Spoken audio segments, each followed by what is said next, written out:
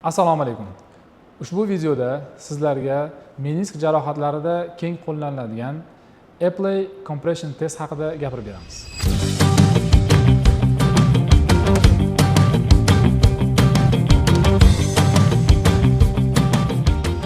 Apley kompression testi bemorni qoringa yotgan holatda bajariladi.